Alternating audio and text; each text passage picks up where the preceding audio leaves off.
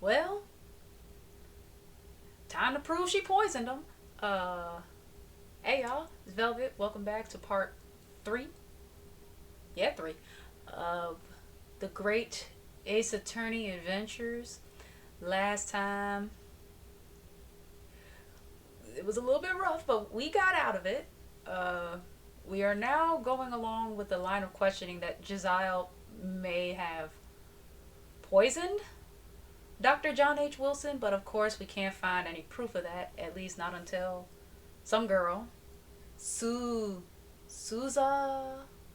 Tall, I think was her name, showed up. You remember Professor Mikotoba asked her to go fetch something, and she showed up proclaiming to be assistant to the defense, and ooh, hopefully this helps. Let's get back into it and finish this trial up.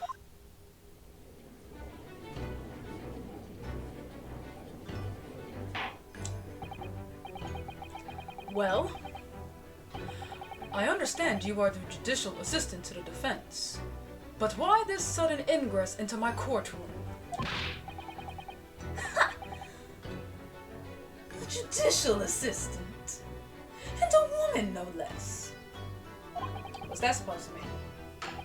The rules state that females are not permitted into this court of law other than to testify. Yep, her name is Susato, I was right. Yes, I fully understand. I ask only for 5 minutes of time. I have some vital evidence that I must hand over to the defense. You're too late, little girl. This trial has already been concluded. No, it hasn't. The judge ain't ruled. 5 minutes. I will not allow a moment more. But, Your Excellency, I am most grateful. what's up? Now we got two people on our side. Who exactly are you? I'm sorry, there's no time. Please simply accept this for now. What is that, a diary? What is it? A report about something? Written in English. It's Giselle Brett's research. The Englishwoman's? After the trial resumed earlier, I hurried back to the university. I went to Dr. Wilson's laboratory in the medical faculty and borrowed this paper. Oh, yes, that's right. Miss Brett was studying under the professor, wasn't she? So, does this research, whatever it is, have something to do with the case? I'm afraid I don't know. I haven't been able to listen to the proceedings of the trial myself. Oh, no, of course not. Special characteristics of Curie and its effects on human subjects. Interesting. Curie? What's that? Never heard that word before. Time's up. That was 5 minutes? The prosecution demands the immediate removal of this female trespasser from the courtroom. There was too little time for me to read it in detail, but I summarized what I could on a note just inside the cover. If you think it could be valuable, please cast your eye over it. Well, go ahead. Put it in the thingy. Court record. This is wonderful. Thank you. Absolutely. Goodbye then, and good luck. Thank you, Susato. Appreciate it. Whoa. Now, you wait just a minute, long beard. Let me look at this, A report detailing an unknown poison that Miss Brett had been researching during her time at Yume University, huh? A poison made from the bark of certain trees in the jungles of South America. The hunters of the region have used it since ancient times to incapacitate their prey. Affects instant paralysis of the entire body and subsequent death, even in minute doses. That's terrifying. Route of entry. The above mentioned effects occur when the poison enters the body through a wound, such as that inflicted by a blowpipe dart.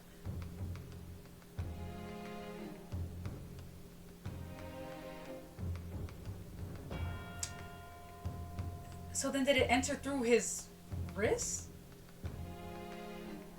No, but then how would you be able to put that on a plate? Plus, I'm assuming with how hot a steak plate is, if you pour some on there, it probably would just sizzle right on up.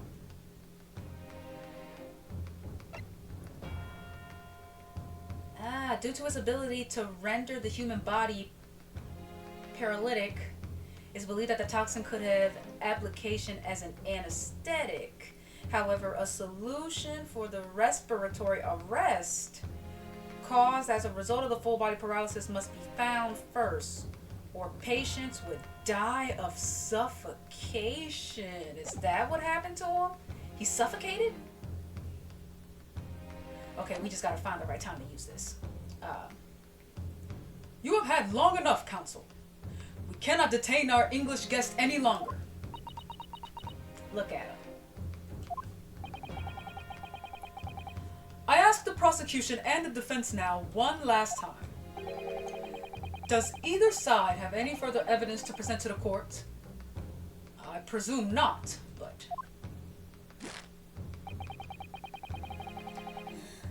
The prosecution has made its case convincingly enough already. Nothing more to add, Your Excellency. Ryunosuke, we're out of options here. This really is our very last chance. Yes, I know. Your Excellency, the defense does have new evidence.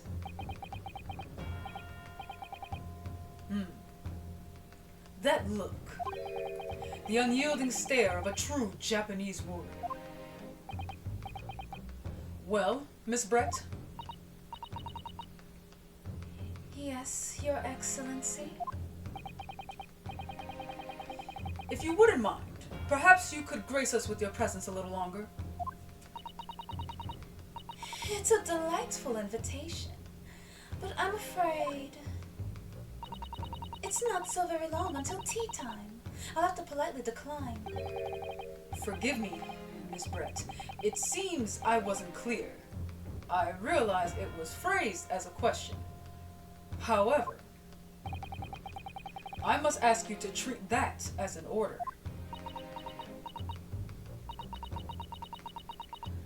I've said it many times before, but the Japanese language makes no sense. My apologies, dear lady. So, counsel, what is this new evidence that demands the court's attention? This right here? Yes! Miss Giselle Brett, we understand you were studying under Dr. Wilson at Yume University, doing research.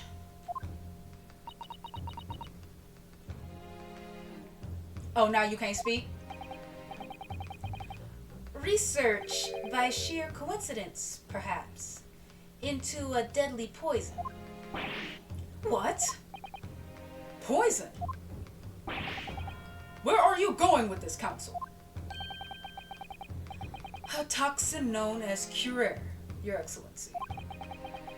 Even the slightest amount of this deadly poison entering the body leads to instant death. Objection!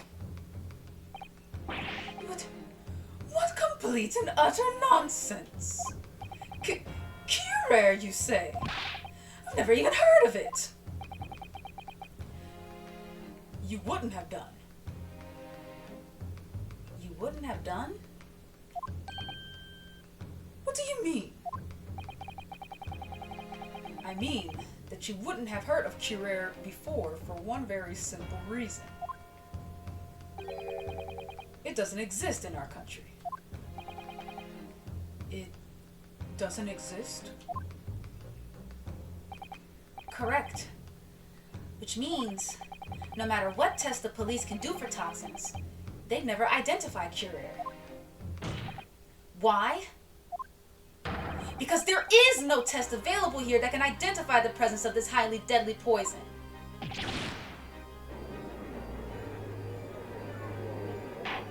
Well, that's a slick way to almost get away with something, though. Order, order, order! Council, does this deadly poison truly exist?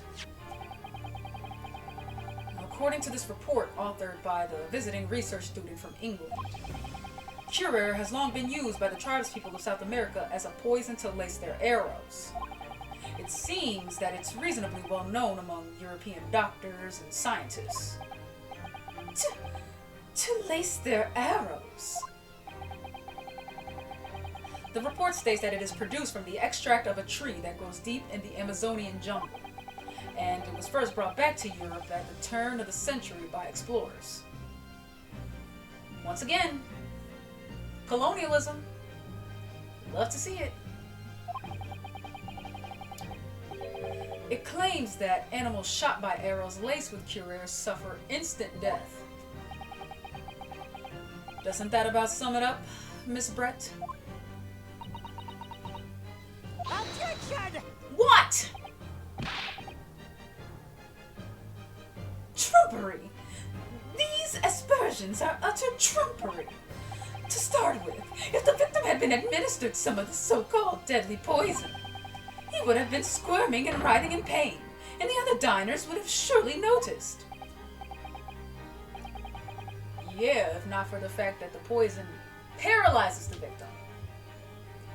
That's true. What do you say to that, Inspector?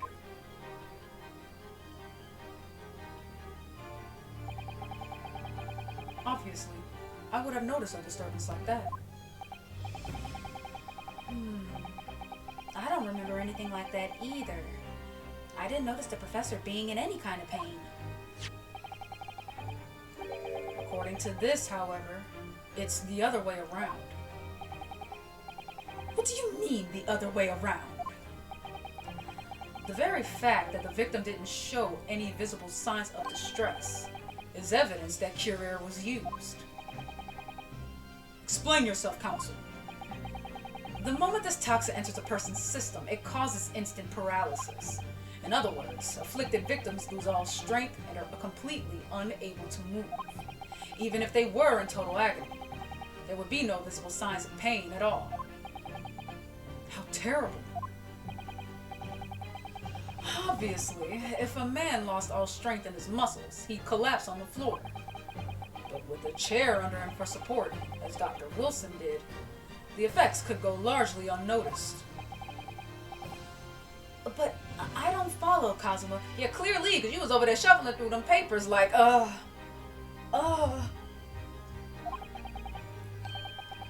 That's just paralysis. I thought the poison caused instant death.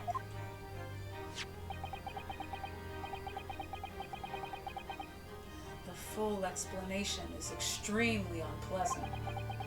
The poison causes immediate paralysis, as I said, leaving the victim unable to move. But after a short time, the paralysis is so severe it causes the muscles that control respiration to fail. Respiration? In other words, the actual cause of death is suffocation. And all the while, the victim is conscious and aware, just unable to move. That's hideous. To the observer, it would look almost like the victim was slipping peacefully into an endless sleep. But for the victim himself, his final moments would be a living hell. That is the true nature of this deadly Cure Air poison.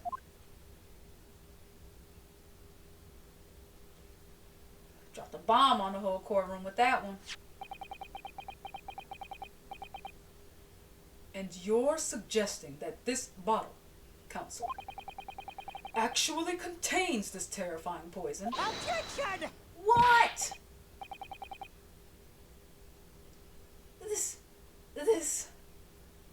This is all very convenient, isn't it? A hitherto unknown poison, for which there is no means of testing. What a happy tale for the defense. If I may. All these facts. You think... Shut up! It is you who must be taught. Of course. Dear lady!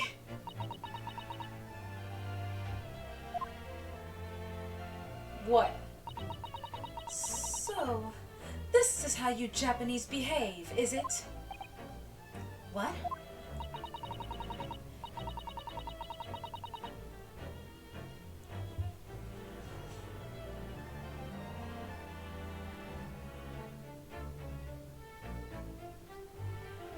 You steal another's honest hard work and then announce the results as if you discovered them.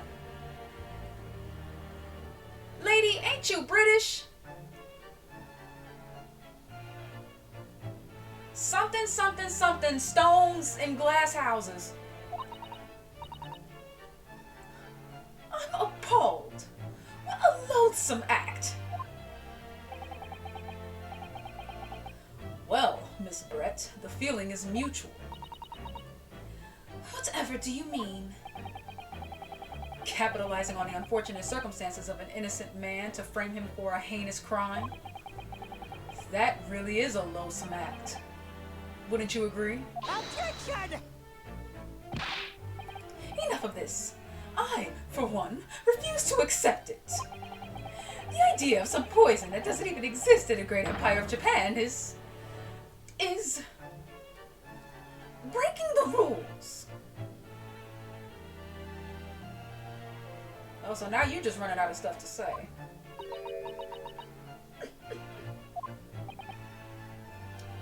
What's so funny? Oh, excuse me. Your Excellency. Yes, Miss Brett. May I borrow that bottle for a moment, please? Well, yes. I don't see, why not? Oh, she's gonna drink the rest of it? She must not have put the poison directly in the bottle if she's so confident that she can drink it without anything happening.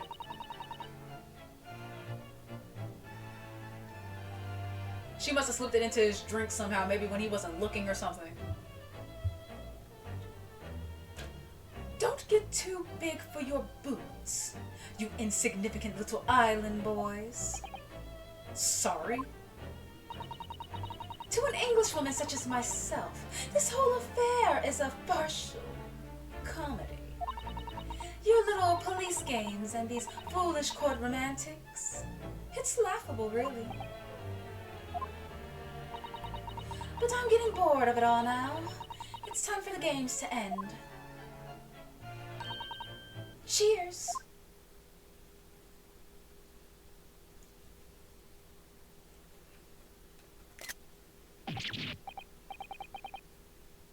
Wait!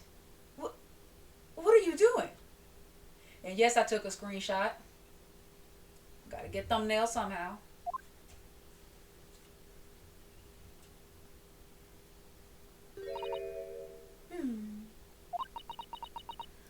No sparkle left at all.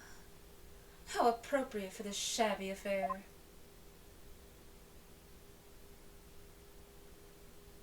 Wait.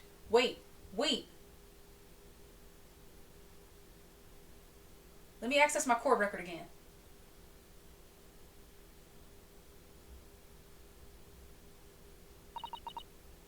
Wait.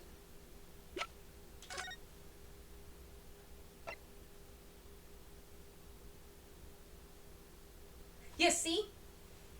It has to enter through a wound.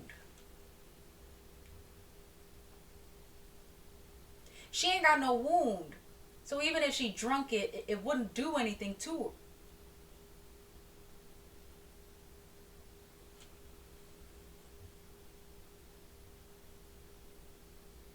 Dr. Wilson had a tooth taken out. There was an open wound in his mouth.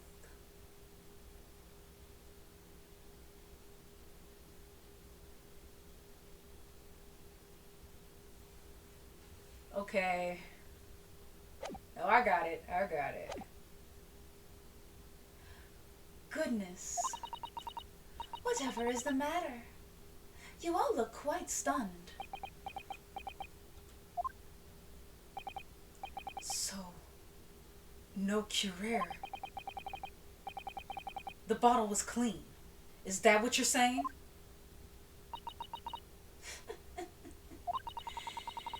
You look quite incredulous, little boy. But of course, That's the simple truth. thank you for presenting the findings of my research so concisely here in this grand venue. Most kind.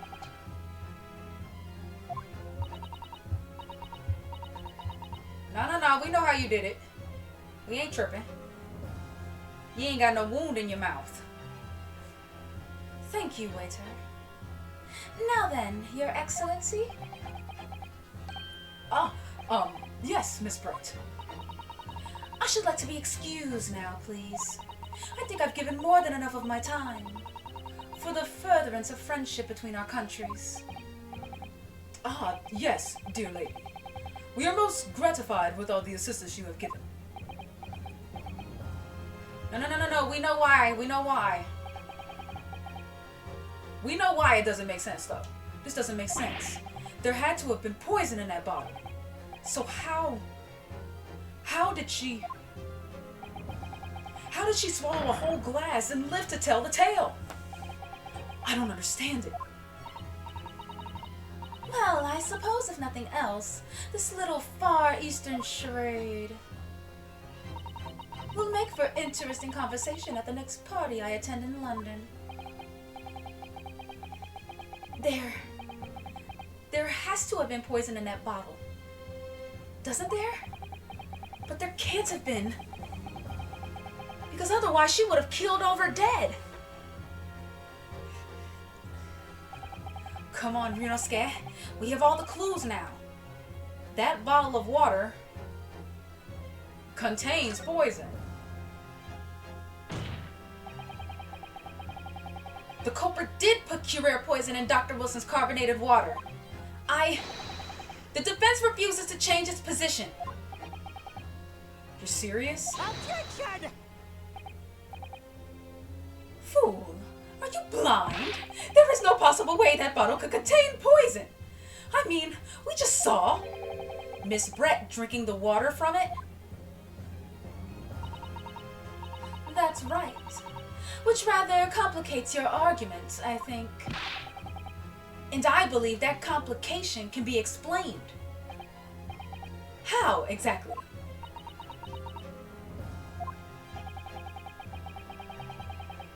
I need to think through all the things that don't quite add up here, one by one. I'm sure the answer is in the evidence we have in the court record somewhere. It has to be. Or let's save.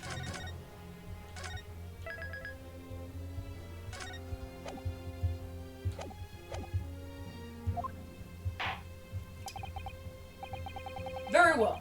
If the defense truly intends to assert this claim, then I must ask you to support the assertion with evidence. What explains how the witness was able to consume the supposedly poisoned water unscathed? We showing the report again, right? Yes! The answer to this riddle is right here in Miss Brett's own research report. Objection! That's not a valid explanation. What do you mean? No? After all. Oh. We don't speak English. That report is utter gibberish. This imputed young scoundrel is trying to ridicule the court, Your Excellency. I'm not trying to ridicule anyone. Honest. I'm just reading Susato-san's notes. I concur. This report is too extensive to be considered in its entirety by the court. You will direct us to the pertinent section, counsel. Which section of the report reveals the alleged answer to this riddle? Ooh, thank goodness I can still look at it. It's under root of entry, so that would be special characteristics. We've been hearing a lot about this Curer poison, and it's left me curious about something.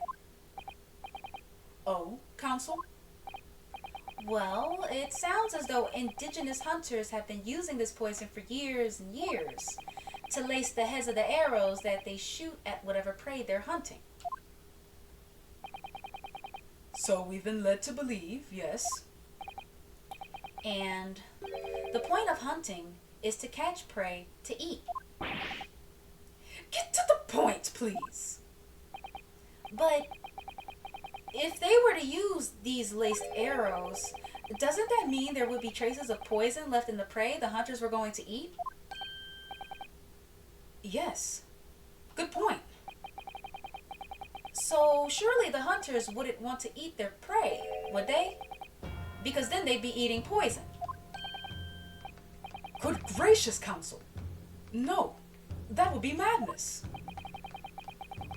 But I actually found the answer to that conundrum in this research paper here.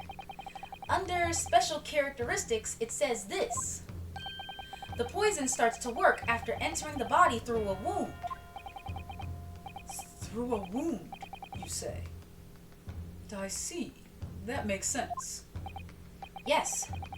The mention of that particular detail seemed a little strange to me, though. But it all makes sense when you interpret what's written like this. When Curer enters the body through an open wound, it has terrifying poisonous effects. However, when it enters the body via the mouth, it has no poisonous effects whatsoever. What? Miss Brett, you authored this research. You knew the Curer's special characteristics. And you knew that you could make a spectacle of drinking that water without any danger to yourself. You meddling little rapscallion!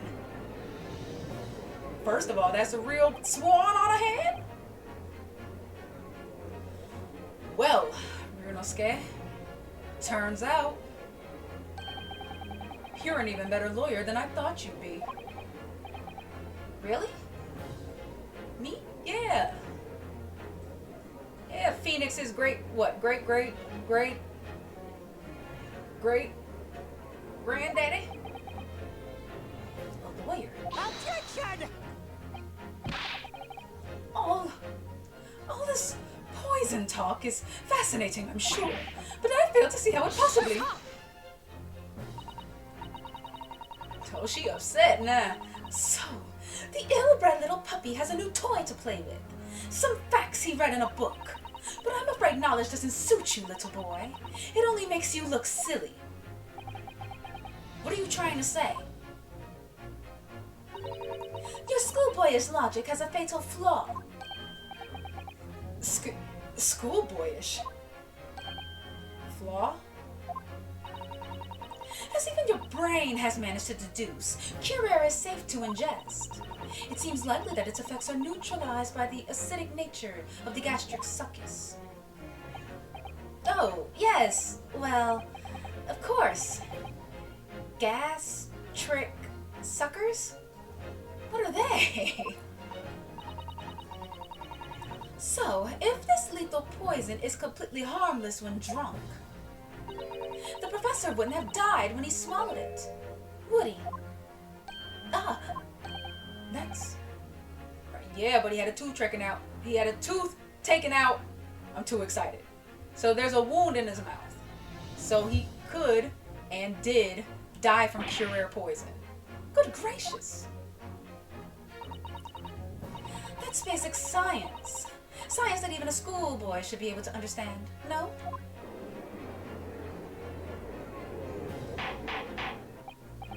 Order! Order in court! Order!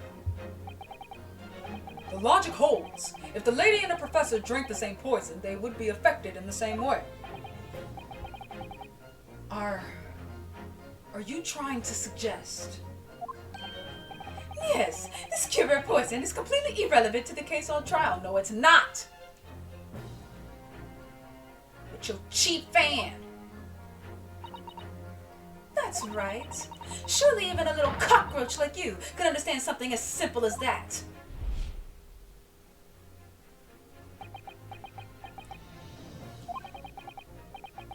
What is this? Welling up inside me. I've never felt like this before. It's a sort of conviction to break down all the discrepancies. It's so intense. Almost rage-like. And more than anything else, it's an animalistic desire to take down my prey. Objection!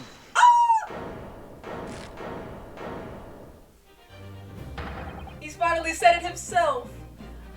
I don't think so, Miss Giselle Brett. How dare you use that tone with me? You know very well that there is no fatal flaw here. You know exactly why, even though both you and the victim swallowed the same poison. You are alive, but Dr. Wilson is dead. Counsel, I'm sure I don't need to remind you. You must provide compelling evidence, as we now know that this poison is completely harmless when ingested. Why would Dr. Wilson alone have been killed by the Curie? So maybe I should show his medical report card. Take that! Take that! Hey! As Miss Brett so readily pointed out, she drank the same water as the professor. However, there was a fundamental and fatal difference between the two diners. A fatal difference? The toxic effects of Curie are only felt when the poison enters the body through an open wound. So, for a healthy person with no injuries, drinking it is completely harmless. But what if there was a wound inside the mouth of the person drinking the poisoned water? Inside? Yes, like the wound you might have if you had just been to the dentist and had a tooth extracted, for example.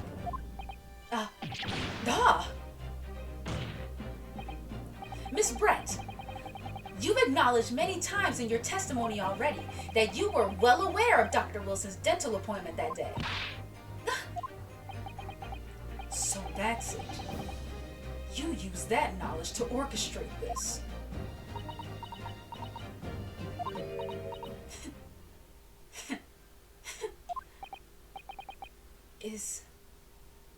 Is she laughing? I don't like to repeat myself, but honestly, I can't resist.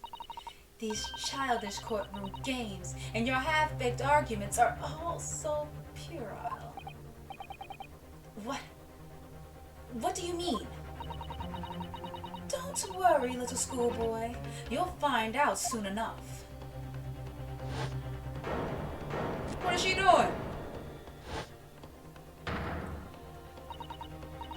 You see, when you leave vital evidence lying around, you never know what might happen to it. No, she gonna break it. I mean, it could just slip.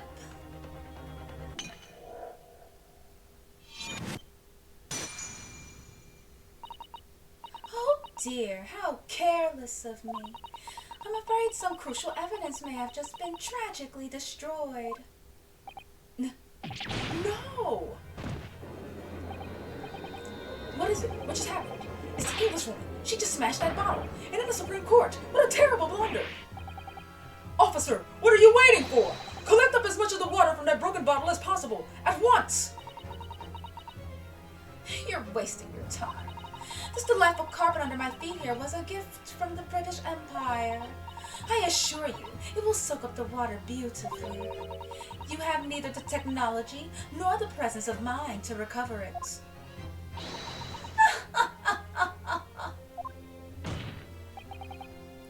How could you? You won't get away with this. You can thump the bench and shout as much as you like, little boy. But I'm afraid we'll never know now, will we? If there really was poison in that bottle. Or not. Phew. And let us not forget, we still have some very compelling evidence left intact. Isn't that right, counsel for the prosecution? Oh, of course, of course. You're referring to this photographic print, I presume, dear lady. That's right. And really, look at this photograph. It's as clear as day, isn't it? The poor professor was sitting with his back to me. So, of course, the only person who could have shot him from the front is the little schoolboy. Objection! No, you killed the victim that day, using curare. And then, in order to frame Ryunosuke Naruhodo for the crime, you waited until he picked up the pistol you'd arranged for him to find on the floor before you shot the professor's dead body in the chest with your own hidden gun. Then, in the confusion that followed, all you had to do was turn the dead professor in his chair around. You see, you had every opportunity to commit this crime. What a wonderful imagination you have, young man. So Kasuga gets to be called young man, but Ryunosuke gets called a little schoolboy. That's what's up. A hidden gun, you say? And I shot the professor's dead body, did I? Well, I'm terribly sorry, but you don't have a shred of evidence. Exactly. And as you have nothing to support your wild claims, the prosecution's stance remains unchanged. The victim, Dr. John H. Wilson, was killed by a gunshot to the chest. Delivered in cold blood by the accused, Ryunosuke Naruhodo.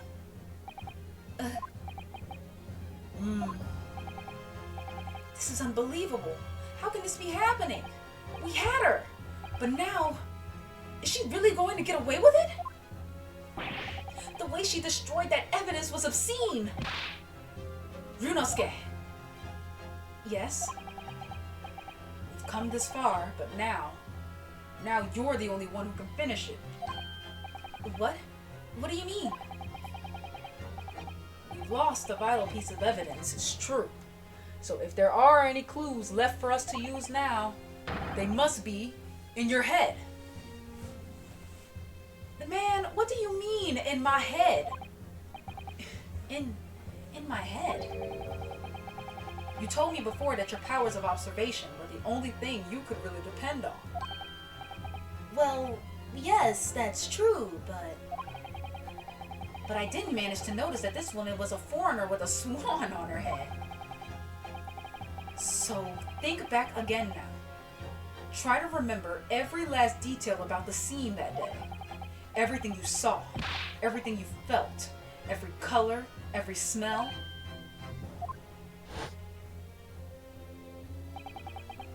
What I saw, what I felt, every color.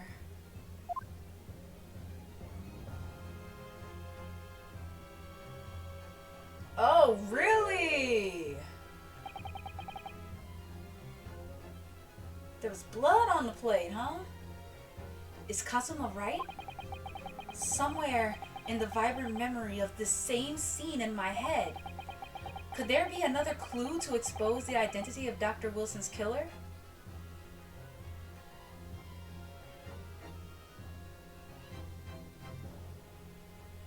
I mean, I suppose we say there's a clue, but like, how do we get there? Actually, Kazuma, I think I might have something. Thinking back over everything I saw, I think I might have uncovered another clue. You always have something up your sleeve, don't you, Ryunosuke? Come on then. Let's wipe the smug smile off that Englishwoman's face with some evidence. Alright, I can't wait. Now wait a minute now. Hold on a second. Hold on. So what, do we show that same picture?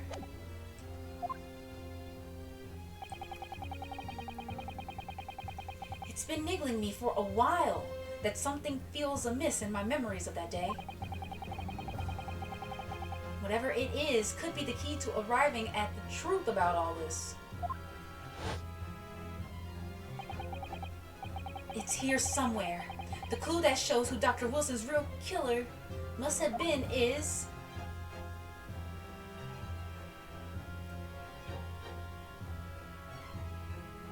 I guess we just showed Take it. that!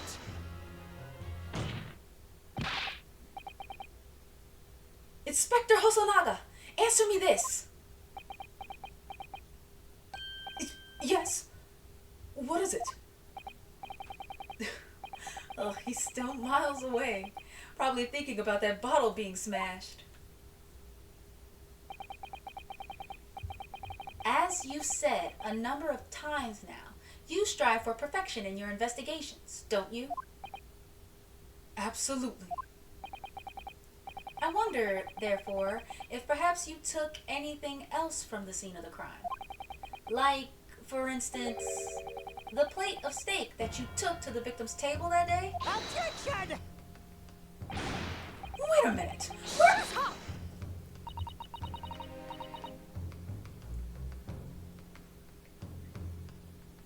Hey, yo, she got one more time to tell somebody to shut up. I mean, I don't like ouchie like that, but still. Where are you going with this, little boy? It's just a memory that's been troubling me. What memory? I saw the scene shown in this photographic print with my own eyes that day. And I saw that on the wooden base of the plate that the steak was served on was a spattering of blood. What? Oh, really? And what of it? Obviously, that must have happened when you shot the professor. I'm sorry, old girl, that don't work. You talking about I shot him, his back was facing you. If I did shoot him from the front, blood splatter wouldn't be on the plate behind him now, would it, genius? No, that can't be the case. Take a good look at the photograph and the relative position of everything there. The plate of steak is almost directly behind the victim. If I'm supposed to have shot Dr. Wilson in the chest from the front, there's no way that blood from the victim could have ended up directly behind him.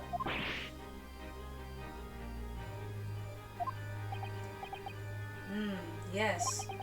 For blood to have made it onto the plate, it implies the plate was between the victim and the shooter. Which means the shooter must have been sitting opposite the professor, as you were. Josiah Brett. I beg your pardon. Objection! This is beyond ridiculous. Fabricated nonsense. Is the court seriously expected to believe something the accused has apparently just remembered seeing? Hold it!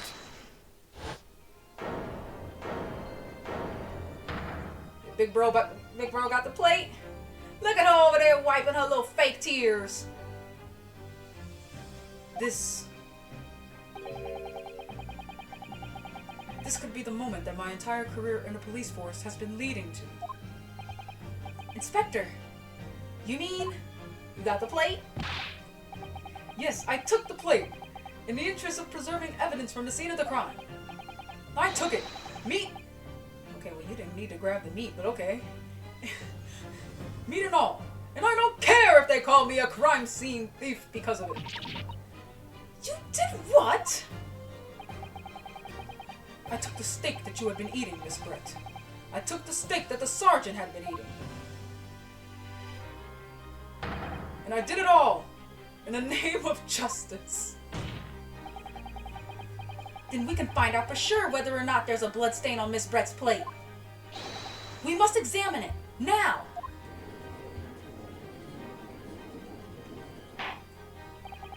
Inspector, the court wishes to examine the plate from the victim's table immediately.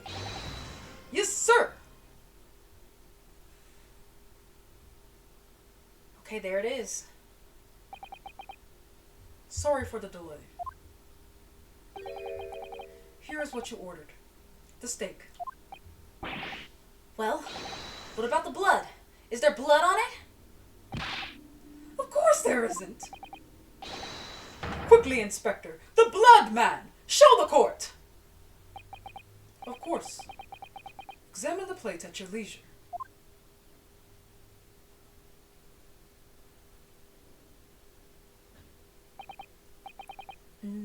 No blood.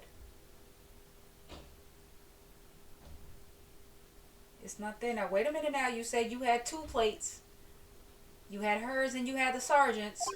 So where's the other plate at? No blood anywhere. But no, that's impossible!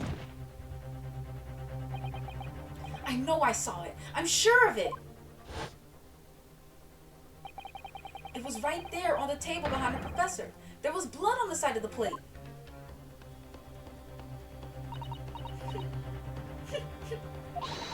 What an unbecoming expression, little boy. You see, this is why I always say you can't trust what the Japanese tell you. I couldn't agree more. In the case of this disgrace to the Empire. You're Japanese too, idiot. I believe we may finally have reached a conclusion in this trial. Let's hope so. This let's pretend attempt at courtroom proceedings is painful to watch. But I do promise to do my best to forget all about it when it's over.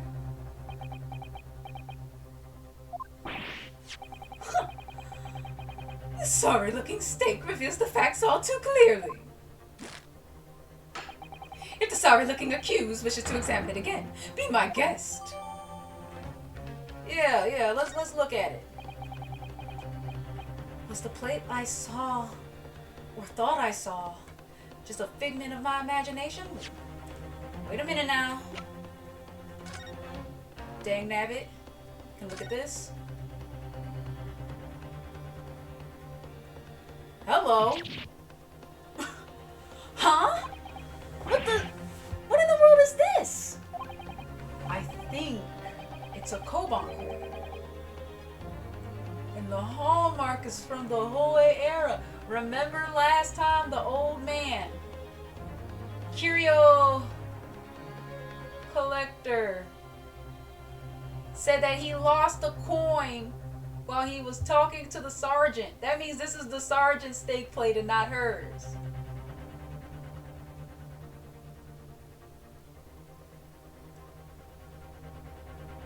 So what, we gotta call them back to the stand somehow?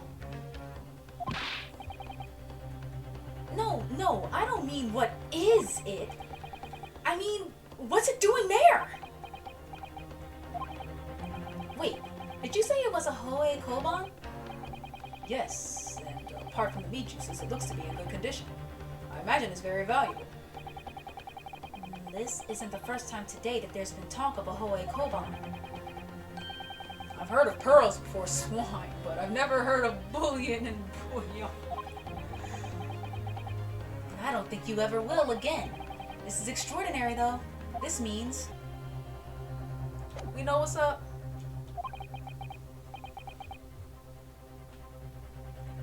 This is it now. I've lost. RYUNOSUKE, it's not over yet. Not until the final gavel. Never stop believing in yourself. Keep looking forward, no matter what. Believe in myself?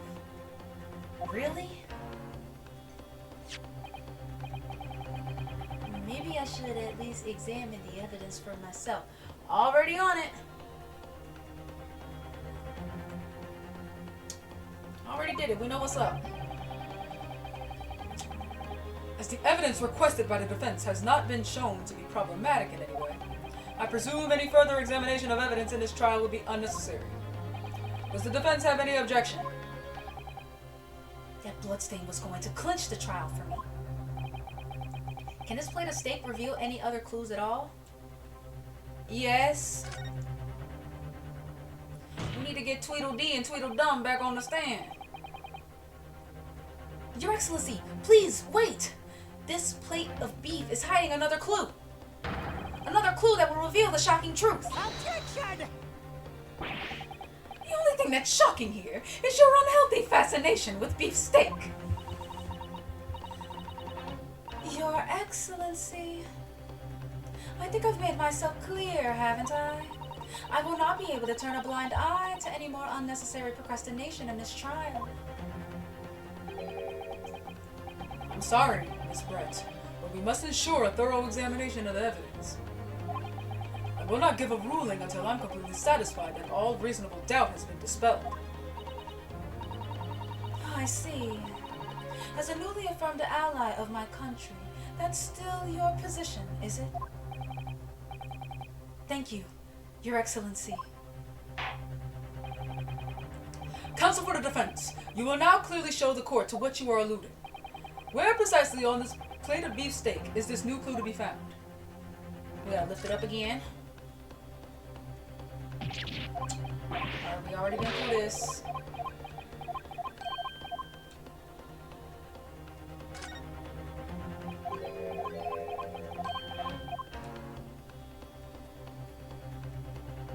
Got it! Good gracious, that's... Koban? What on earth? Yeah, clearly you weren't expecting that either. A whole arrow one at that. Miss Brett, this is in fact the beef steak that you ordered at the restaurant on the day in question. Is it? Tell me, why is there an old coin seemingly hidden underneath the meat? Shut up! Who are you telling to shut up?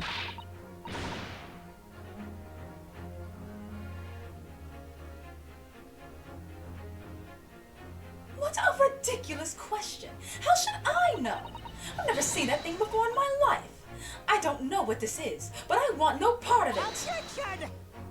I fail to see how this is relevant. A coin under the meat. That could simply have been a careless mistake by the chef in a moment of distraction. Objection! Don't be absurd. We're supposed to believe that this happened by accident in the kitchen? A rare Hoei Koban just happens to be hidden underneath that piece of steak. If this turns out to be irrelevant to the case, I'll rip up my ticket to Great Britain right now. He's right. It can't be a coincidence. Your Excellency, Yes, Counsel? a rare Hoei Koban just happens to be hidden underneath that piece of steak. If this turns out to be irrelevant to the case, I'll give up my lawyer job right now. Objection! By all means, don't let us stop you. No one invited you anyway. You said you made an objection just to say that? Shut up! Perhaps, little boy, you should realize that it is you who is irrelevant. Even though I'm the one on trial here? The point is, it's essential that we ask the owner of this coin if he can explain what it's doing under that steak. The owner? Yes, it's obvious. There's only one person it can belong to.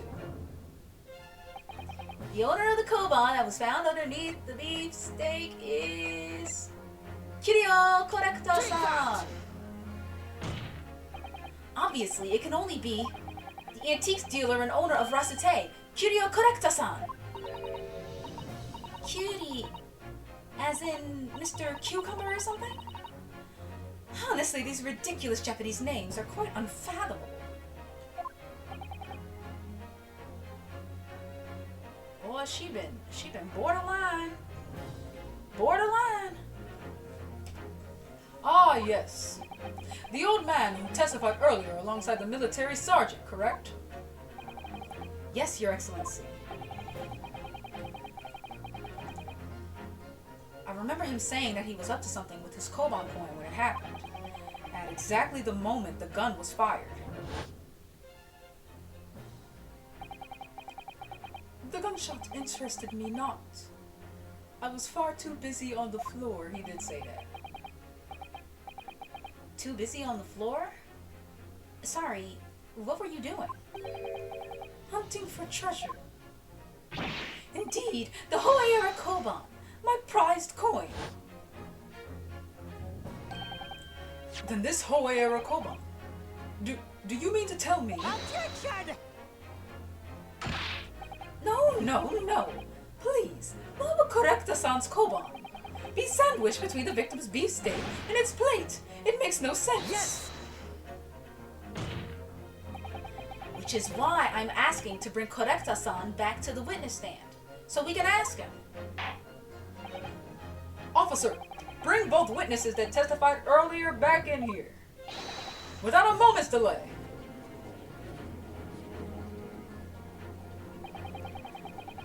I can't believe you've come back round to that pair again. But I have a hunch, a strong hunch, that if we chase down the real significance of this Koban, we'll find that it's a key element in this case.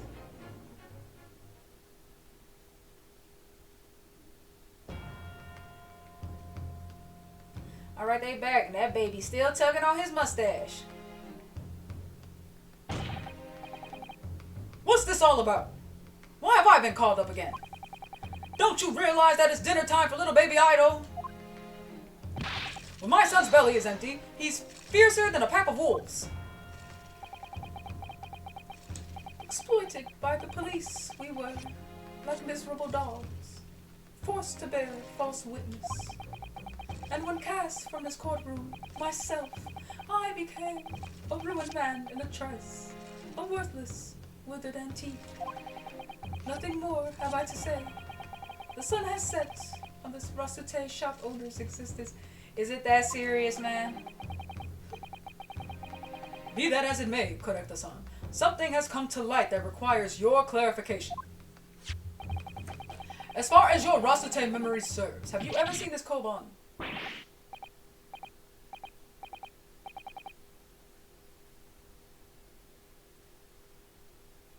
Look at the baby.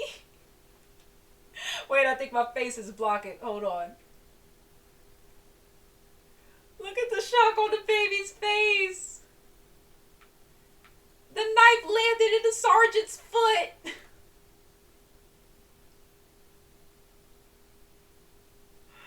Oh no.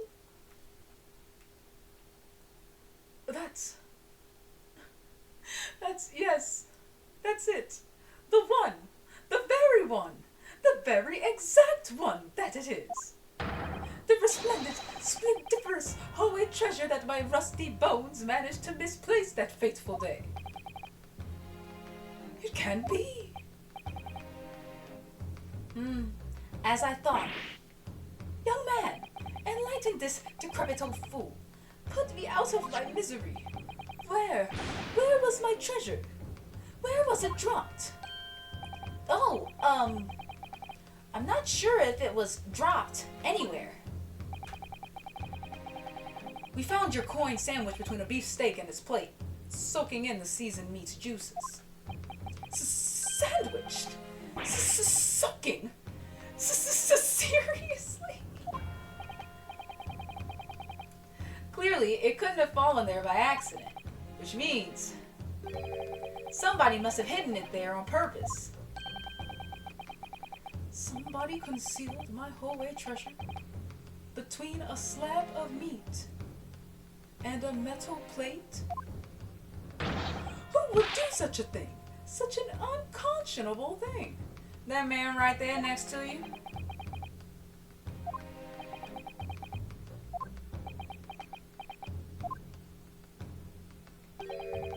Excuse me.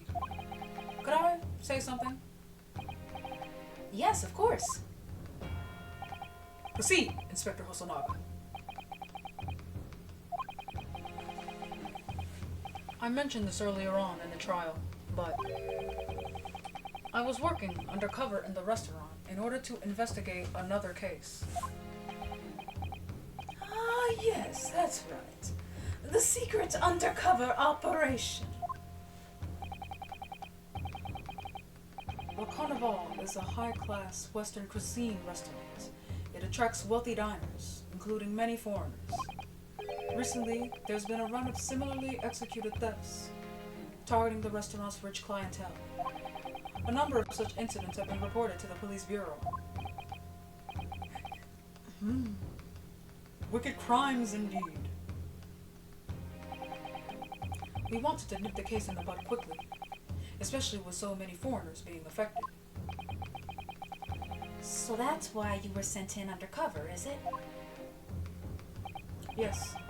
I took on the job of waiter at the restaurant in order to flush out the criminal. Dang! So the military sergeant just been out here stealing from rich people. That's what's up, Loki. It seems likely that this Koban incident is the work of the same thief. So unbeknownst to us, there was a master thief at work in the restaurant on a regular basis. The place was already the scene of several crimes, it seems. I don't know about the master thief part, but the identity of the person who stole and hid Korekta-san's koban is all too clear. The what? What? I think the court would like to hear the defense's view on this matter. Tell us, who was the despicable scoundrel that stole Korekta-san's koban and hid it under the steak? Take that! Sergeant E.S. Anosa. Obviously, it can only be you. Sergeant E.S. Anosa? How? How dare you, you monster! Monster? I stole that koban, did I? I'm the master thief of La Carnival, am I? You're seriously accusing me of these crimes, cadet? But it wasn't me. It was I.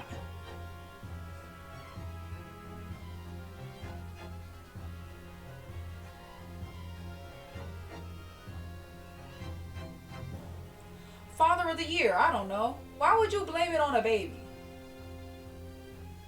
Like, be serious. But it wasn't me. It was Ido. Ido was the mastermind behind all this.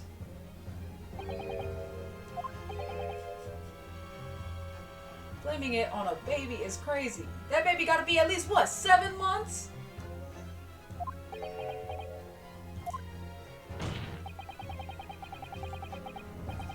You would push the blame for your crimes onto your own son? An innocent little baby? It's you who's the monster, Sergeant Nosa.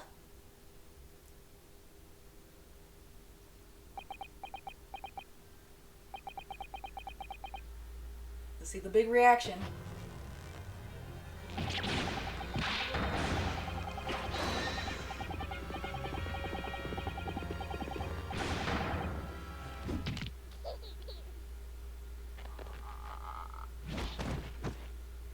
Look at the baby. Oh! Nippon Imperial Army, Sergeant E.S. Anosa, preparing to stand down in the Supreme Court, sir.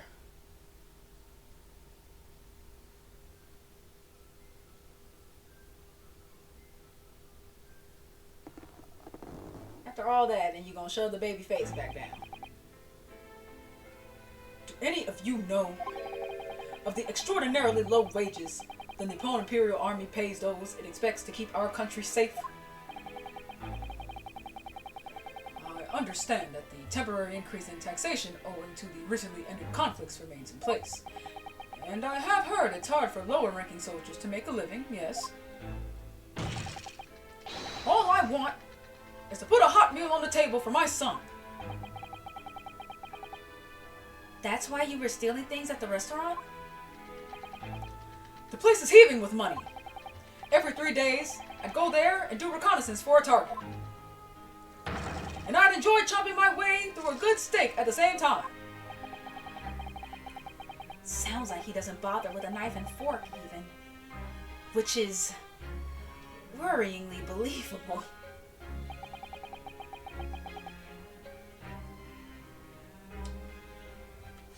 Wait a minute.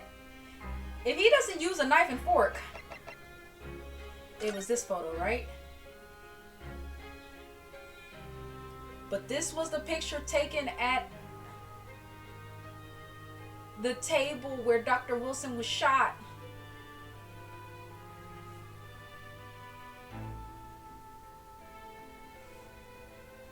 So how did your plate end up over there? And your target that day was the old man and his koban? Yes, sir. He was an easy mark. I slipped the coin into my pocket without any trouble at all. A veritable phantom thief, you are. I was all set to leave the steak I was halfway through devouring when it happened.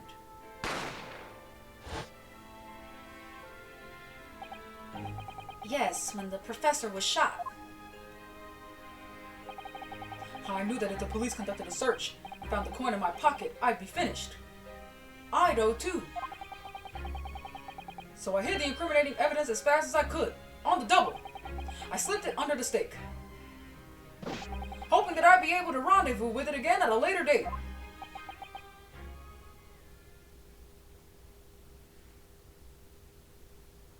Why would you think that would work?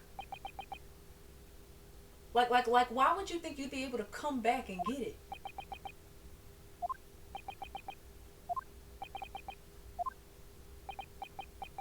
Nobody knows what to say to that. This is ridiculous. Who's saying that? Perhaps you could carry on with this absurd prattling in your own time. Well, Miss Brett. Oh, of course, dear lady, of course. How rude of us. I'm quite sure there's no need to detain you any longer at all. The heck it ain't! May the esteemed gentlewoman please be excused, Your Excellency?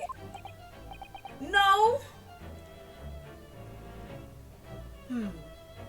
Indeed. The death of the koban was clearly perpetrated by this baby-saddled sergeant. It would certainly appear to be unrelated to Dr. Wilson's murder. Of course it is. No. That plate was on the crime scene table. Hiding a coin under a lump of meat. The sheer nonsense of such an idea astounds me. Nonsense, is it? Oh. Well. Oof. And as for picking up your steak and biting into it without using a knife and fork, it's beyond nonsense. It's pure madness. Very well. Now that all questions concerning this witness's testimony have been answered, I see no further justification for detaining her. Wow, man. Miss Brett, you are free to leave. Thank you, Your Excellency. Good luck, everyone. And good day. I know that's right, RYUNOSUKE. RYUNOSUKE, what's the matter with you? This is no time for daydreaming. Oh, no. It's just something about Miss Brett's parting words there got me thinking. I can't quite work out what exactly, but something she said jarred with me. I feel like there was a contradiction in there somewhere. Something didn't quite add up. If that's the case, don't just stand there thinking. Make your voice heard. Sorry? You can think later, but if you don't call out now, it'll be too late. The trial will be over. Hold it! Wait! Miss Brett! What is it now? I'm afraid, just one last time, there's something I'd like to ask you. I'd like happy to explain the contradiction in your parting words from just a few moments ago. What are you talking about? What contradiction? Objection! What new student nonsense is this? Well, what parting words are you talking about, Ryunosuke?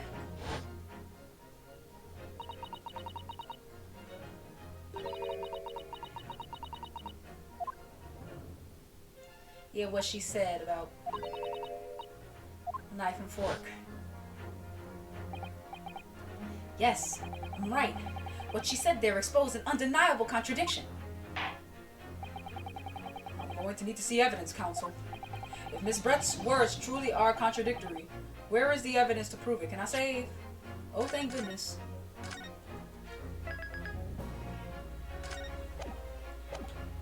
That crime scene photo. Take that! The photographic print of the scene taken immediately after the incident occurred? What's interesting is the plate of steak that you can see on the victim's table. The steak that Miss Brett had been eating before the professor was killed, yes. Go on. More accurately, Your Excellency, the steak that was on the victim's table just before the professor was killed. Now you're just splitting hairs. Not true. Doesn't something about this steak strike you as very unnatural? Unnatural? What on earth do you mean? It's extremely obvious. I'm talking about the shape of the edge where it's been eaten. I see you've noticed it too, Miss Brett. Noticed what exactly, counsel? Just a few moments ago, Miss Brett claimed no Englishman could even contemplate picking up a steak and biting into it without using a knife and fork. Of course she did. She's a refined English gentlewoman herself. Then take a good look at this steak. In particular, the edge where it's been eaten. As you can see, there were clearly defined barbaric teeth marks there. Oh.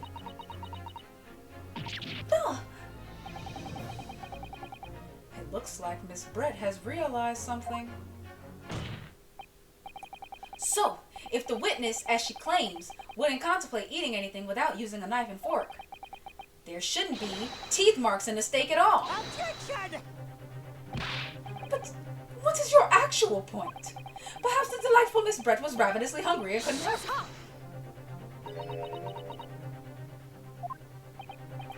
Oh, whatever you say, dear lady. As I said, I really must be leaving now. Afternoon tea with the Minister of Justice cannot possibly wait any longer. Of course, of course. This will all be over in a blink of an eye. Rest assured, I'm about to put this rookie in his place. Well, she ain't having it no more. I've heard enough. You irritating little spectacled samurai relic. Of course. Dear lady! What's the matter, Miss Brett? Have we ruffled your feathers? Clearly, the witness knows what this means. She's realized the catastrophic implications these teeth marks in the steak have for her. Ryunosuke, do you know where you're going with this?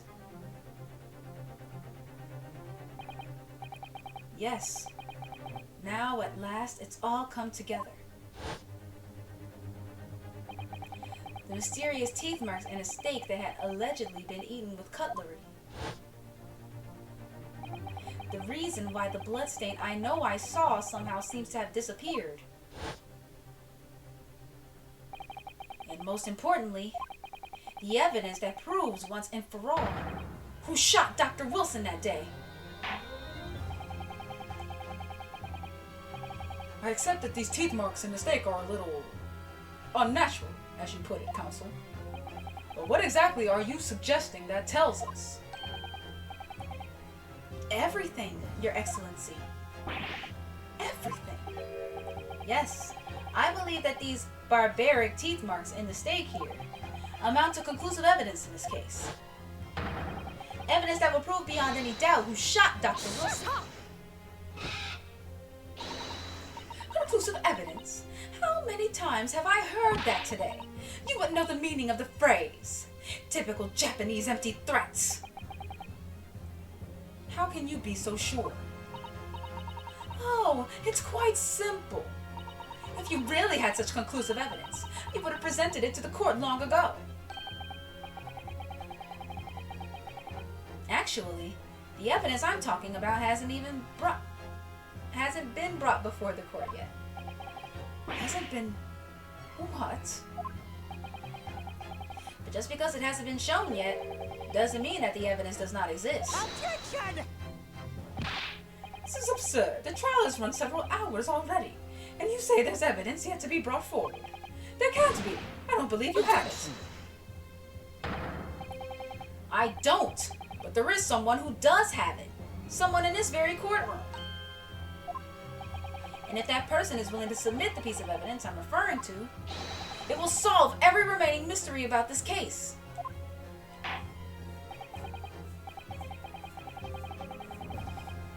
Very well. I have a feeling this will be my last request of the defense in this trial. Who possesses the conclusive evidence that will reveal the truth about this whole affair? Take that! The answer is obvious. It's Inspector Hosonaga. What? I have it? Yes. You think I've been withholding conclusive evidence? That's ridiculous. No. I'm not saying that. Everyone's attention has been focused on this stake with the teeth marks. Yes. Now, earlier this afternoon, Sergeant Nosa told the court the following.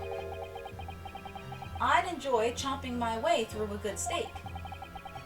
And as well as admitting to stealing Correcta-san's coin, he told us that he slipped it under the steak. You watch it, cadet. I'm a superior officer. Yeah, and you're going to jail, bro, because you've been stealing from people. Sergeant Nosa, could you please confirm something for me? Was the steak that you put the coin under, in fact, your own steak? Attention! Affirmative, of course.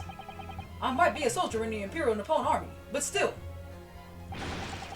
I'm not brave enough to ask a foreign gentle lady if she'd mind me manhandling her meal to hide something in it. In other words, the steak that the detective submitted as evidence earlier was in fact Sergeant Nosa's meal. Objection! But that makes no sense. That plate was taken from the victim's table. Objection! Yet the gentlewoman doesn't take bites out of her steak, nor does she have any opportunity to steal the coin. Of course I didn't steal it. To even suggest such a thing would be an affront to the entire British Empire. Well then, how do you explain this paradox? Exactly. Surely you're not going to suggest that the sergeant switched the two steaks over. Yeah, that's exactly what he did.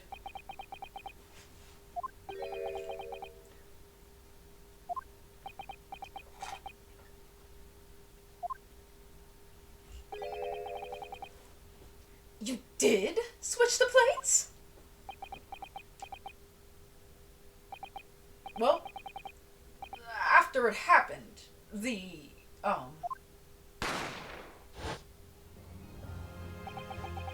when I saw the civilian had been murdered right in front of my eyes like that, I panicked.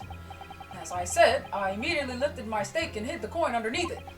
But then, when the waiter announced he was an undercover policeman, I thought I'd had it. If he decided to investigate my slab of meat, that'd be it. I'd be getting my marching orders. So when the cadet here was arrested and taken off to the kitchen, I seized my chance.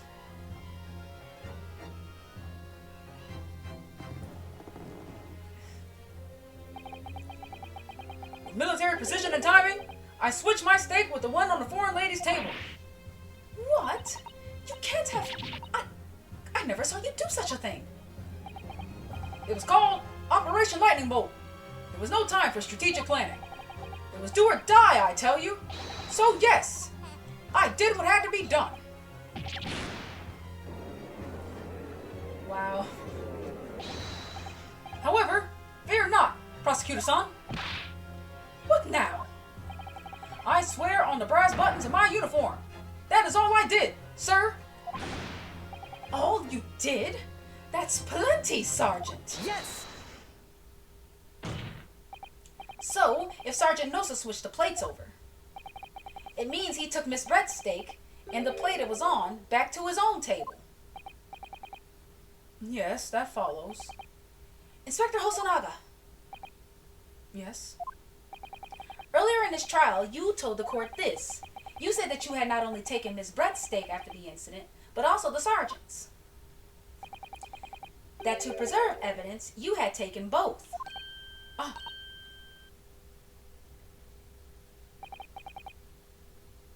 That's correct.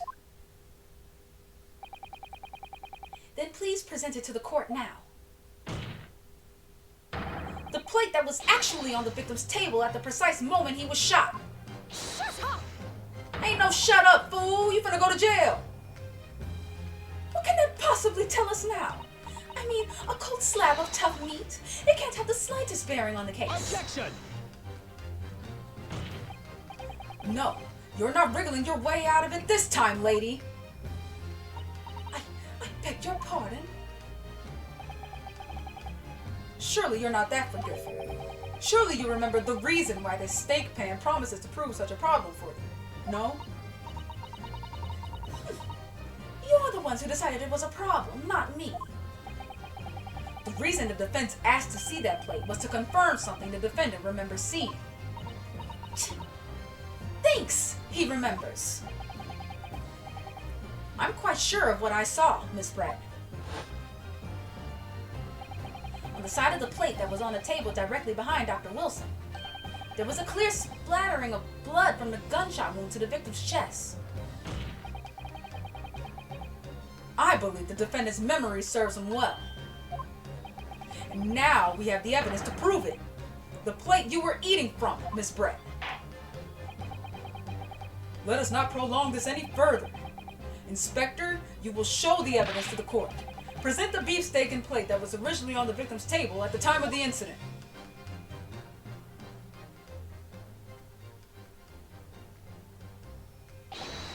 Yes, sir.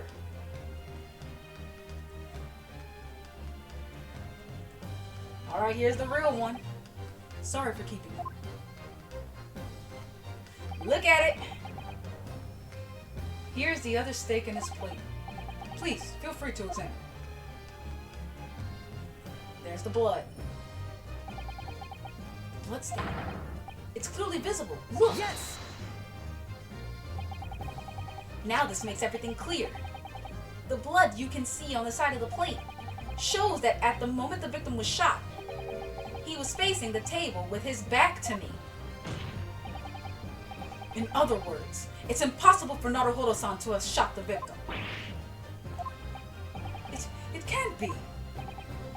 In fact, there's only one person who could possibly have shot Dr. Wilson from the front. I'm sure everyone knows by now who that person is.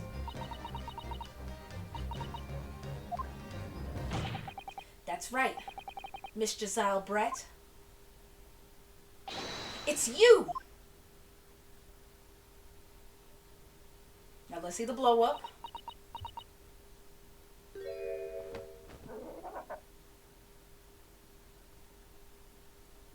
I know you're not about to fake a heart attack. We not doing that. Outdone by a Japanese? Me? By a Japanese schoolboy? No. No. No!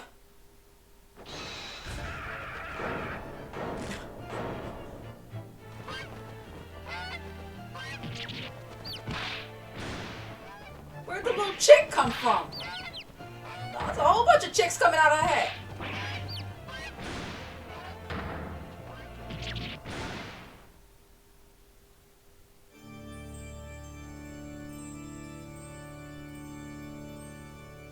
This game is hilarious. Look at all the little chicks on the desk now! They're even on the judge.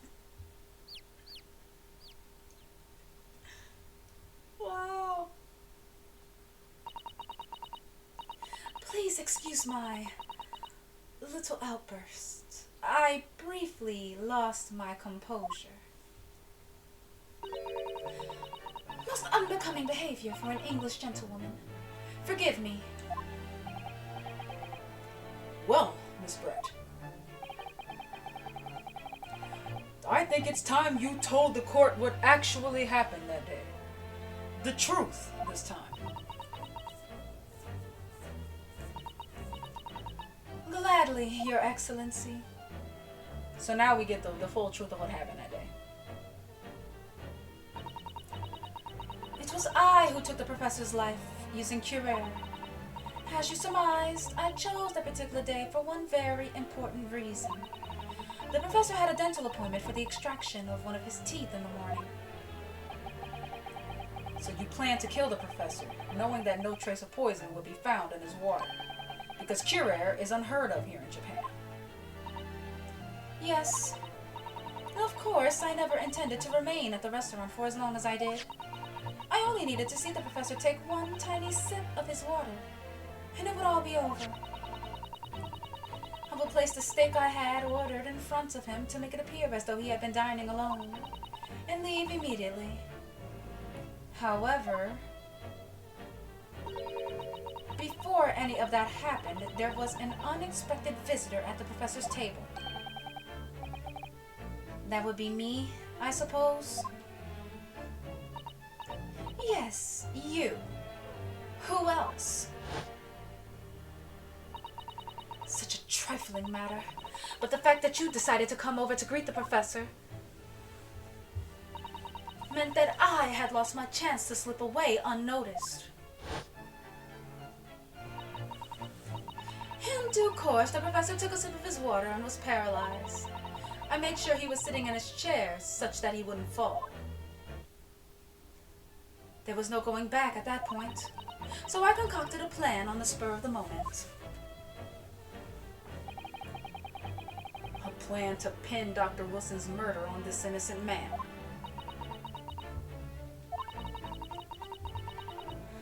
I happened to know that the professor always carried a gun. I decided to use that fact to my advantage. I had the bottle of Curer in my handbag, and my own pistol concealed under my skirt. Under your skirt? So I was right. There were 2 guns. Yes. And then I finished my coffee and got up to leave. And that's when I noticed the professor's gun, which you had presumably placed on the floor. Placed where you were sure that I would notice it. And everything went according to plan. You noticed the gun, as I'd intended. And then, just as you bent down to pick it up,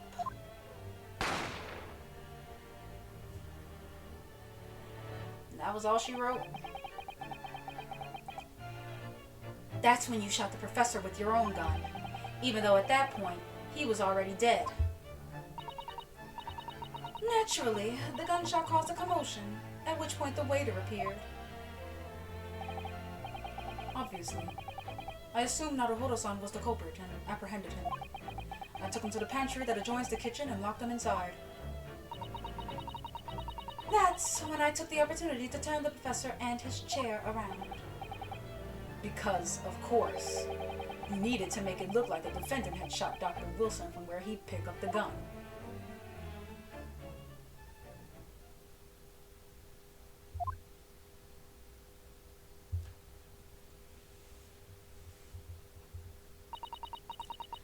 So there you have it. That is the entirety of my misdemeanor. Girl, that's way more than a misdemeanor. You kill somebody.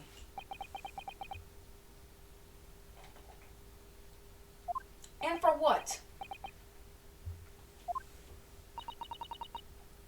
Your Excellency, Yes? I wonder, might I speak with you in private later? I shall call on you. Thank you. Good day then, everyone. I hope you can forgive me, Naruhodo-san.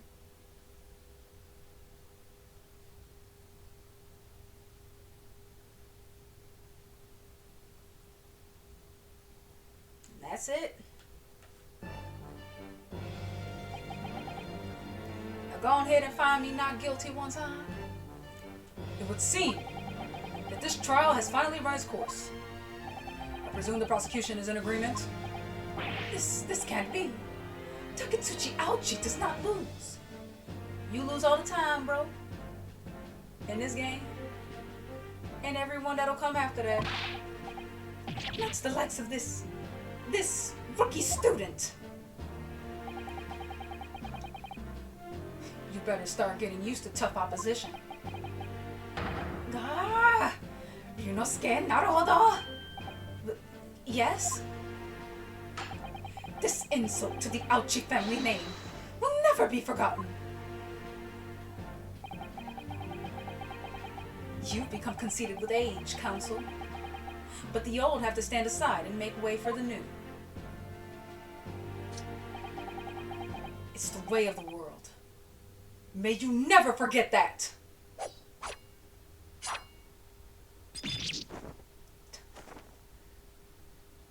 With your little Larry on top of your head.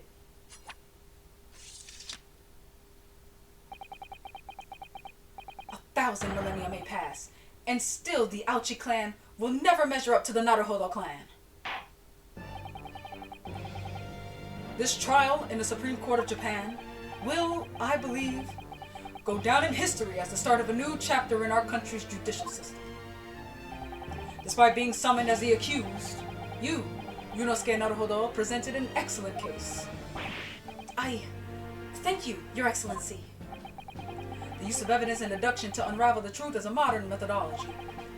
After all, it has only been a few short decades since our country opened its doors to the wider world.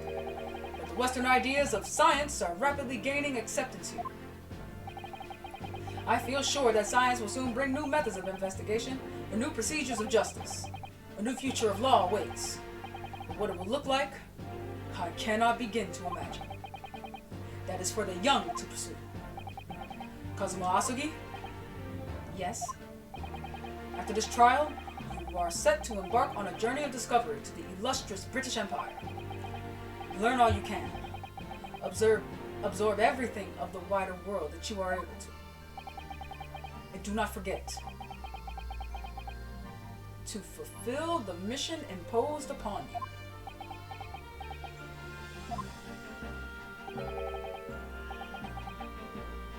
I understand, Your Excellency. What was that about? Why do you look so grave all of a sudden? Never mind. That's information for the second game. As for you, Ryunosuke Naruhodo, Oh, yes? in you I sense, how can I put it, unusual potential. I very much look forward to seeing how you carry that onwards. Thank you, Your Excellency.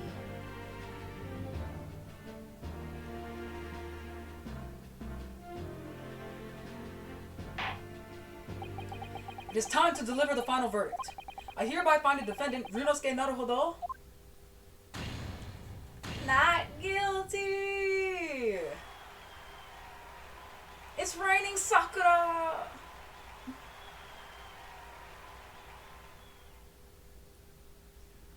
Alright, Ryunosuke.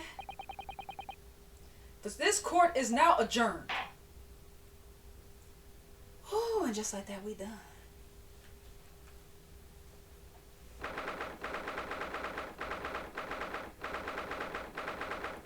And now it's 2:46 p.m.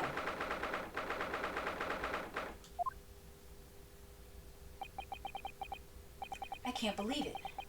I can't believe what's happened. I made it. I defended myself and made it through that horrendous trial. Ryunosuke! Finally, man. You what? You finally pulled it off. Congratulations. Well, I couldn't have done it without you. Thank you, Kazuma. No, it was a pleasure to watch you at work. So, you owe me an extra large sukiyaki from the place on Yume University Street. Don't forget. Toba, good afternoon. All your hard work has certainly paid off. Oh no, it's Susato. Congratulations to both of you for proving Naruhodo-san's innocence. Ah, our trusty judicial assistant. You worked hard for that result too, you know. Oh, no, I didn't do anything. Thank you so much. If we hadn't had that research report of Miss Brett's, I don't know how things would have turned out. Your kind words should really be for my father. I was simply doing as he asked. It was his idea for me to go to the university and investigate. Your father? Ah, yes, of course. Right.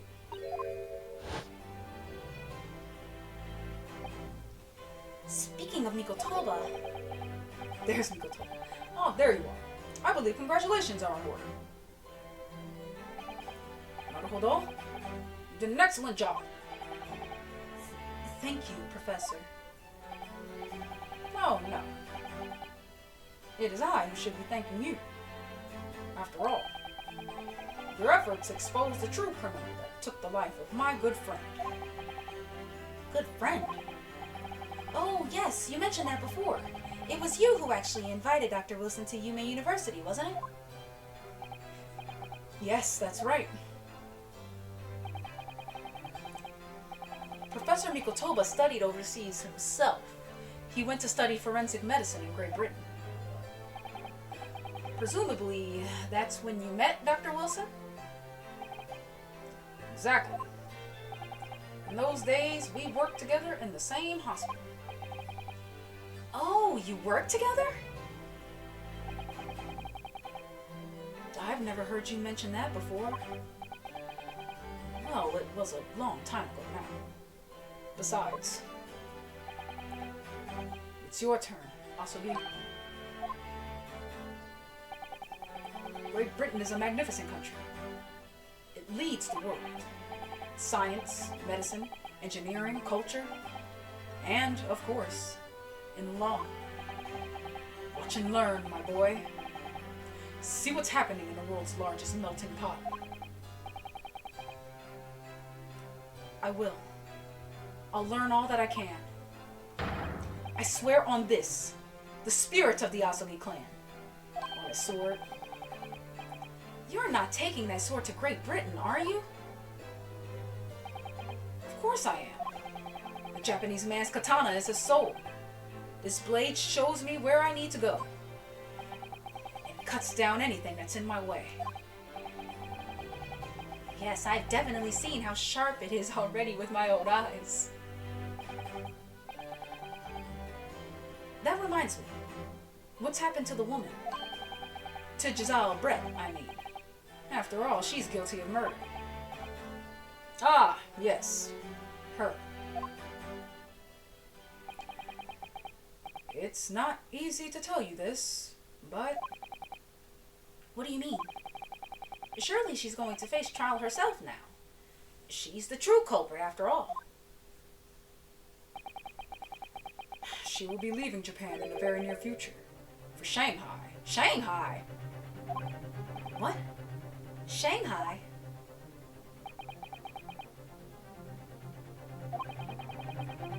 Giselle Brett will not appear in court again in this country. I'm certain of that. What? But why not? Who is this? It's a matter of consular jurisdiction. Oh, Hosonaga-san. Inspector Hosonaga.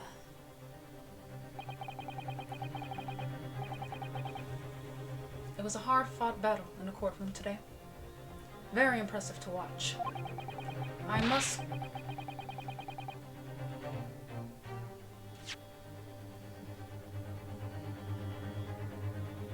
Okay. But What's all this about consular jurisdiction? We cannot try this particular foreigner for her crimes here in Japan. What? We can't try her. But then, who? Who's going to bring her to justice? A British consular court will hear her case. Somewhere far away, where our voices can't be heard. But why a consular court?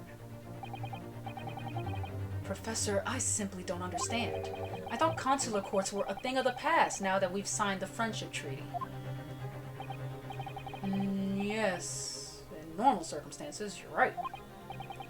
Then, so long as this is not a serious incident of a highly political nature to our respective governments, they can't invoke a consular court just like that.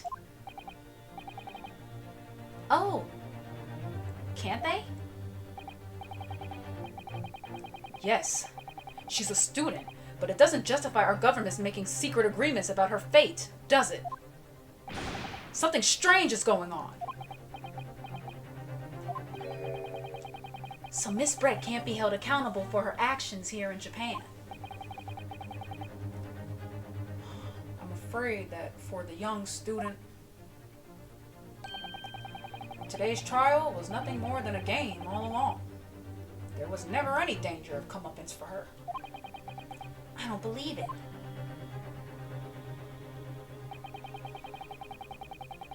The British government's Foreign Affairs Ministry has demanded that we hand over custody of Miss Brett. They're obviously taking this case of a foreign student committing murder very seriously. Yeah, but that still don't quite add up now, don't it? Something very strange is going on here. Wonder what it is.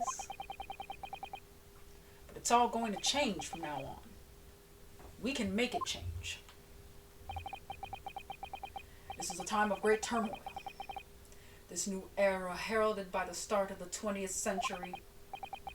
One day, I have no doubt, that woman will receive the judgment she deserves.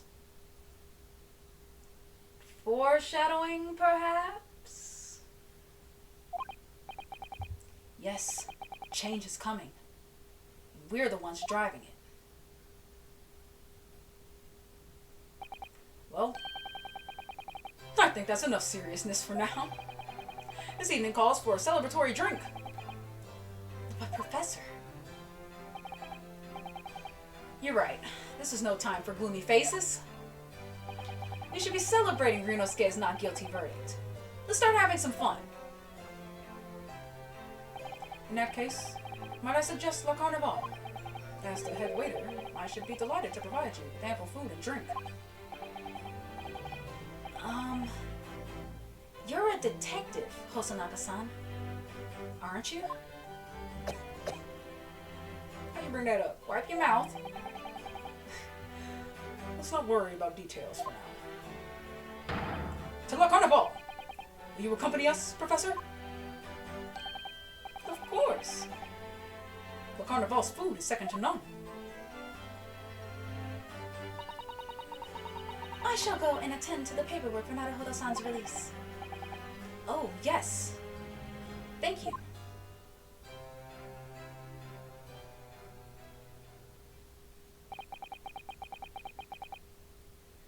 So, Giselle Brett won't be tried here. I suppose that means I'll never know. I'll never find out why she killed Dr. Wilson. Kazuma. Yes, RYUNOSUKE? I just wanted to say thanks again, that's all. You really saved my skin today. I didn't do a thing. You were the lawyer in there, weren't you? That defense was all your own work. Your skills made the difference, though. One day, I bet you'll be the best lawyer in the world. I'm not so sure about that. To be honest, something kept occurring to me over and over again during that trial.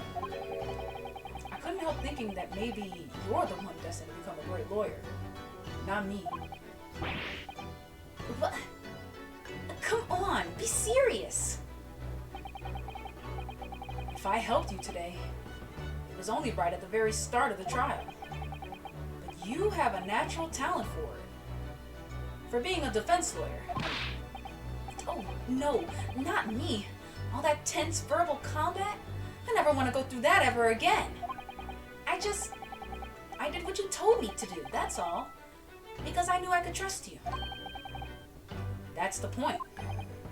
Sorry? What do you mean, that's the point? Listen, RYUNOSUKE, do you know what the most crucial weapon is that any lawyer needs in order to win? Knowledge of the law? No. The ability to believe.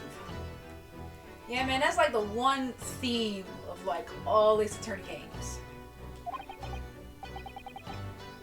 To believe? To believe what? A defense lawyer has to fight for his clients. He has to believe in them at all times. But you believed in me when I said I didn't do it. I'm human, just like you. I don't have some superhuman ability to know the truth. But you have to make a choice about what to believe in and stick to it when you're defending someone. Sometimes in a courtroom, you can really be backed into a corner. But being able to remain faithful to what you chose to believe, and even then, well, that's not something that anyone can do. It takes a special kind of person. Believing in your client. Just look at today's trial. I'm a student lawyer with precious little real experience, but you never stopped believing in me. Well, You face seemingly hopeless situations time and again, but you never stopped looking for the truth. And in the end, you found it. Through your own efforts. And because you never stopped believing in me.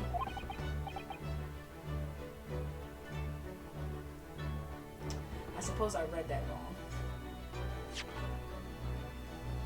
And because you never stopped believing in me. thanks, Kazuma. What's up with you, man? There's something I want to ask you, actually, RYUNOSUKE. Well, it's a favor, really. Something very important to me. Sounds serious. What is... Oh, you're still here, are you? Oh, Inspector Hosonaga. I've arranged some rickshaws for us. Let's go. Thank you. We'll be right there.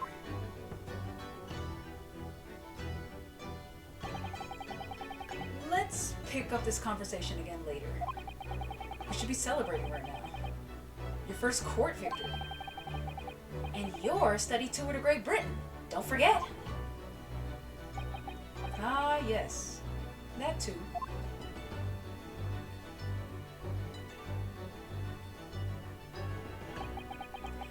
So my very first trial came to an end. Kazuma, Professor Mikotoba, Susato-san, who acted as my assistant, Inspector Hosonaga, who didn't really play much of a part, but still. It was because of the help and support of all these people that I managed to get through that trial. But more importantly, Kazuma hadn't yet managed to ask his favor of me. Little did I realize just how much it would change my life.